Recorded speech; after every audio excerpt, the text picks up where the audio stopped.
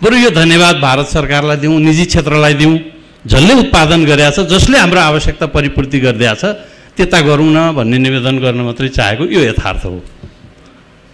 र अहिले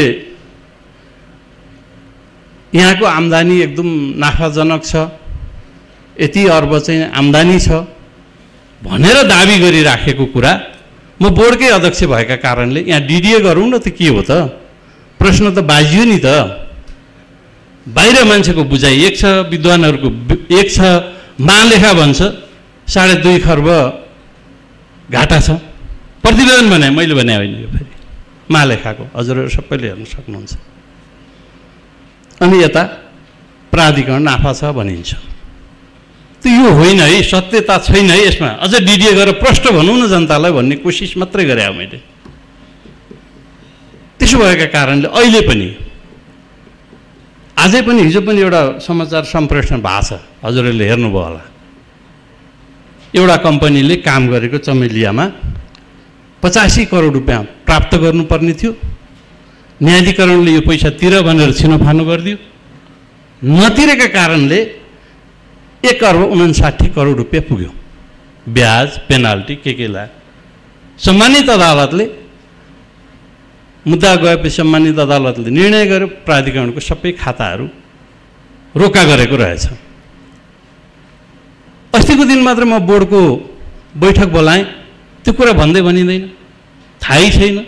मन्त्रालय बेखबर छ, मन्त्रालयमा कुनै कागजातै छैनन्। त्यो कुरा यो सरकारको 100% स्वामित्व भएको कम्पनीको प्राधिकरणको सबै कागजातहरू मन्त्रालयमा हुनुपर्छ, यो कागजात दिनुपर्छ भनेर लिखित पठाइयो। त्यही मागे मात्रै हो, कसैका प्रति मलाई केही भन्नु छैन। तर दायित्वमा छु, पार्टीले सरकारमा पठाएछ, जनताले मान्य बनाएर पठाएछ। मेरो दायित्व बन्छ नि त यथार्थ कुरा बाहिर ल्याइदिने। यसमा सुधार गर्न सकिन्छ, यो मुख्य आधार हो, मैले पेश गरिराखेको छ। तर यथार्थ कुरा भन्दै पनि यथार्थ कुरा हो कि होइन भन्ने कुरातिर खोजी छानबिन गर्न नचाहेर आरोप प्रत्यारोपमा मान्यज्यूहरू नै लाग्दाखेरि जनताले चाहिँ बाँकी के बुझ्ने होला भन्ने चिन्ता मात्रै लागेको। यसका कुरा त गर्दै गरौँला।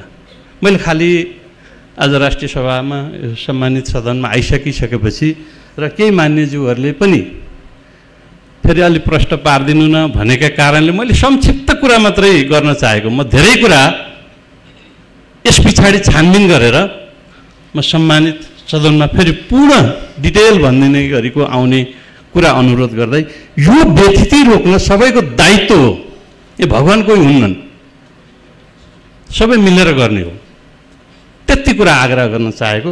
अहिले हामी खालि 7.5 महिना जति भयो सरकारमा बसेको। जनताका निराशाका कुरा गऱ्यौँ, मान्यज्यूहरू आफैले प्रश्न गर्नुभयो, आफैले उत्तर पनि दिनुभएको छ। 7.5 महिना यता बस्दा फरक हुने, 7.5 महिना उता बस्दाखेरि फरक हुने भन्ने रहन्न। चमत्कार त गर्न सकिँदैन 7.5 महिना। तर यथार्थ के हो भन्ने कुरा चाहिँ भन्न सकिन्छ। यथार्थ कुरा चाहिँ आत्मसात गर्नुपर्छ र यथार्थ हामी सबैले भनिदियौँ भने जनताले पनि त्यही बुझ्ने हो। त्यसो भयो भने यो निराशा भनिएको, आलोचना भएका कुराहरू चाहिँ हामीहरूले सुनिरहनु पर्दैन भन्ने म विश्वास राख्न चाहन्छु। विद्युत प्राधिकरणमा अस्ति भर्खरै म एकजना मान्यज्यूको नामै पनि कोड गर्न फरक पर्दैन भन्ने मलाई लाग्छ।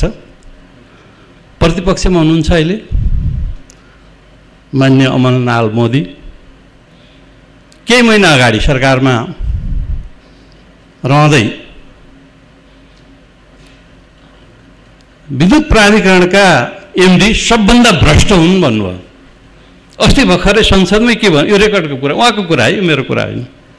उहाँ आफै के भन्दै हुनुहुन्छ, अब उज्यालोको नायक बन्न थाल्नुभयो। यस्तै यस्तै थुप्रै प्रश्नहरू सुनिसकेपछि, उत्तरहरू सुनिसकेपछि मैले यसमा अध्ययन गर्दा के पाएको भने, पाएको कुरा मात्रै निवेदन गर्न खोजेको मैले। खालि हामीसँग 3500 मेगावाट विद्युत छ। बर्खायाममा 1000 मेगावाटको हाराहारीमा, हिउँदमा 1000 मेगावाटको हाराहारीमा आउँछ। 3500 मेगावाट विद्युत हुँदा पनि हामीले उद्योग धन्दाहरूलाई राम्ररी रातिको विद्युत दिन सकिराखेको अवस्था छैन।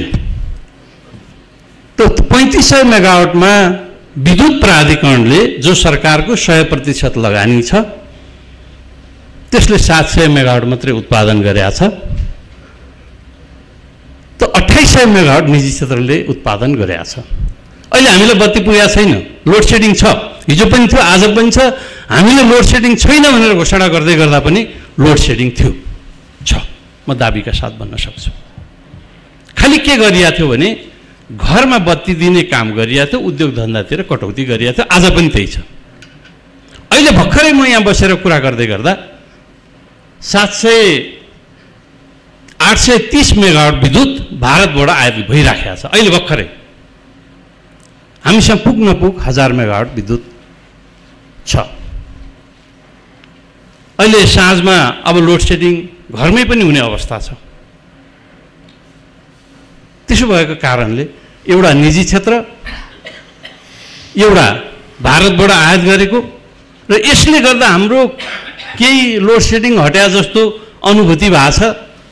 त्यस कारणले उज्यालोको नायक भने उहाँ होइन है, बरु यो धन्यवाद भारत सरकारलाई दिउँ, निजी क्षेत्रलाई दिउँ, जसले उत्पादन गरेको छ, जसले हाम्रो आवश्यकता परिपूर्ति गरिदिएको छ, त्यता गरौँ न भन्ने निवेदन गर्न मात्रै चाहेको, यो यथार्थ हो।